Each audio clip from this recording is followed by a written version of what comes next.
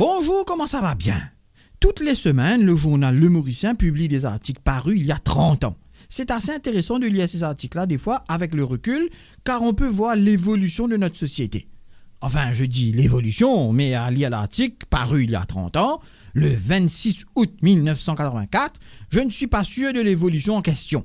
L'article parle du retour au pays le lendemain, soit le 27 août 1984, de Navin Ramgoolam en compagnie de son épouse, jeune polytechnicienne. Si, Vina est une polytechnicienne. Et je peux vous dire, les études de polytechnique, c'est pas ce qu'il y a de plus facile, hein? Quel gâchis quand même, hein, de ne pas mettre à profit son talent.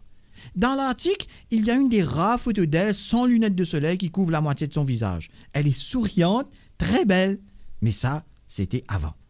Enfin bref, ce qui est désolant dans cet article du Mauricien, c'est que le journaliste écrit, et je cite, « Contrairement à ce qui se dit dans certains milieux politiques, Navin Ramgoolam ne compte pas faire de la politique active, ni n'a-t-il l'intention d'apporter son soutien à quelque parti politique que ce soit, ni au Parti travailliste, ni à l'alliance MSM-PMSD. Le fils de SSA compte pratiquer la médecine, loin des remous de la politique. » Fin de citation. Vous imaginez si tout ça avait été vrai?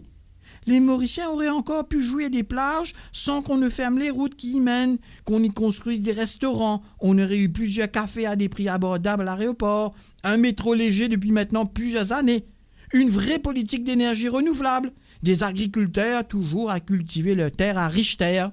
Quel gâchis quand même, hein? Il aurait peut-être fait un meilleur cardiologue que PM. Peut-être. Ouais. À bien y réfléchir, s'il prend autant de temps pour faire un diagnostic que pour prendre une décision à la tête du pays, pas sûr que beaucoup de ses patients auraient vécu longtemps. Hein? À sa décharge, il a le cœur sur la main. Oui, il distribue à tout va les faveurs à ceux qui sont de tout cœur avec lui. C'est aussi un bourreau des cœurs. Et c'est le moustachu au cœur d'artichaut qui en fera bientôt les frais. Jamais je n'ai autant regretté que les journalistes se soient autant trompés. Tout ça me donne mal au cœur.